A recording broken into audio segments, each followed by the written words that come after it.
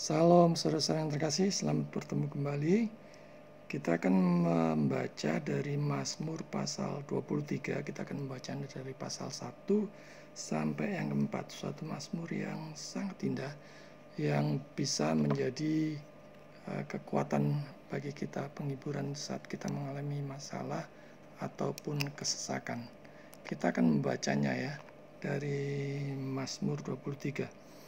Ini berbicara tentang pemeliharaan dan perlindungan Tuhan. Tuhan adalah gembalaku, takkan kekurangan aku. Ia membaringkan aku di padang yang berumput hijau. Ia membimbing aku ke air yang tenang. Ia menyegarkan jiwaku. Ia menuntun aku di jalan yang benar oleh karena namanya. Dan ini yang sangat terkenal ya.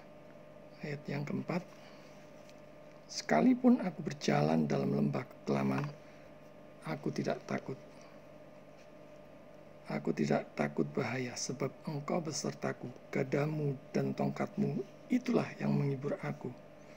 Saudara-saudara yang terkasih, hidup ini bukan sekedar soal makanan ataupun harta benda. Apa yang sudah saudara raih, apa yang sudah saudara capai, bukan hanya sekedar itu. Tetapi yang jauh lebih penting adalah yang bernilai kekalan. Apakah saudara sudah mendapatkannya atau belum? Banyak orang yang sampai stres, takut dan khawatir, tetapi enggan saudara-saudara datang kepada Tuhan untuk meminta kekuatan, penghiburan, dan pertolongan. Bahkan enggan untuk menggali ataupun bahkan sekedar membaca firman Tuhan, membaca kitab suci, menggali dan merenungkannya. Hidupnya sampai dikuasai oleh ketakutan, kecemasan, dan khawatir. Akibatnya bukan menemukan jalan keluar, tapi malah semakin runyam, semakin ruwet, dan membuat dia semakin putus asa. Firman Tuhan di sini menjanjikan pemeliharaan dan perlindungan, baik jasmani dan rohani. Dikatakan di situ, takkan kekurangan aku. Banyak orang yang hanya memegang PL, jadi saudara-saudara kita harus mempercayai keseluruhan kitab suci, baik itu PL maupun PP, sebab itu adalah suatu kesatuan yang harmonis. Kalau di PL, saudara-saudara bisa merenungkan bahwa salib itu belum terjadi. Berkat-berkat biasanya diberikan secara melimpah supaya mereka percaya. Dan kecenderungan orang berdosa memang begitu, saudara. Kalau tidak mengalami kelimpahan, tidak mengalami mujizat dan sebagainya, tidak percaya dia. Sementara di PB, salib itu sudah terjadi. Jadi standarnya sudah bergeser. Standarnya cukup hanya di dalam Kristus, dalam Yesus. Standarnya adalah kecukupan. Jadi kita harus ingat ya, seperti dalam doa kami, Bapa kami, berikanlah makanan kami yang secukupnya. Saudara-saudara boleh minta, tetapi jangan sampai ngelunjak ya. Jangan sampai kurang ajar terhadap Allah. Atau terlebih-lebih lagi memperlakukan Tuhan seperti jin lampu ajaib ya. Pakai semua itu untuk kemuliaan Tuhan.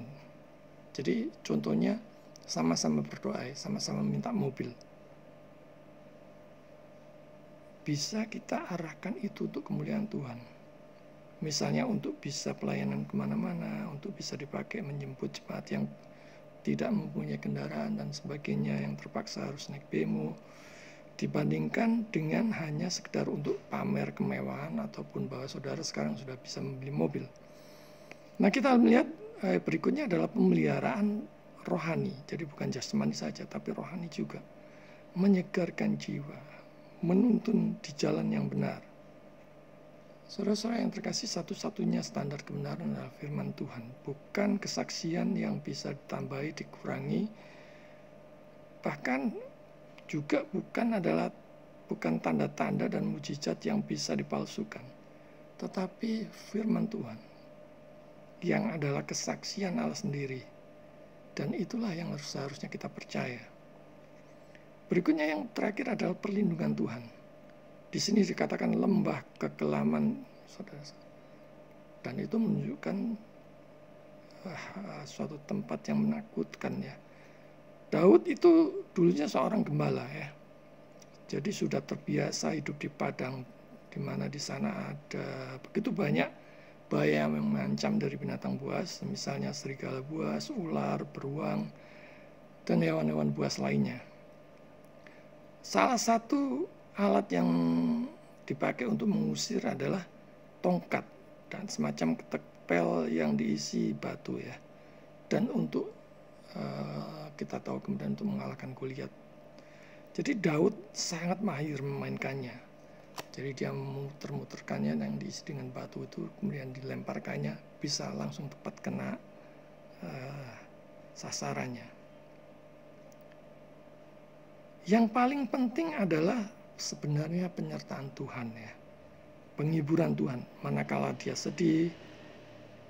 Dan saudara-saudara yang terkasih, apa yang menjadi problem kesukaran dan kesesakan saudara saat ini? Ingat, ada Tuhan. Dia tahu semuanya. Bahkan saat saudara belum meminta ataupun belum berdoa, memohon pertolongannya, dia sudah tahu, saudara-saudara. Jadi baik jasmani dan rohani, Tuhan pelihara. Tuhan juga melindungi setiap orang percaya. Jadi jangan cemas, jangan takut ataupun khawatir. Apapun yang saudara hadapi hari ini, seberat apapun bahaya yang mengancam, Tuhan menjaga saudara. Dia tak pernah terlena, meski mungkin saudara sekarang katakanlah sakit, terserang sakit, apapun itu, ya, mungkin stroke, COVID atau sakit berat lainnya. Tuhan menjaga saudara. Demikian juga dengan saudara yang sedang berusaha. Mungkin saudara mengalami bangkrut, susah mendapatkan pelanggan, kolaps, ataupun mengalami putus hubungan dengan orang yang saudara kasih, terancam jiwanya, terancam jiwa saudara, dan lain-lain. Ingat, masih ada Tuhan.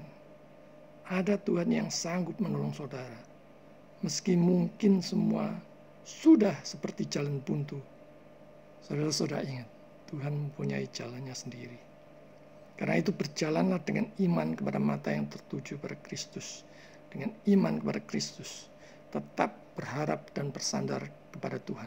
Penyertaannya sungguh nyata. Tuhan memberkati.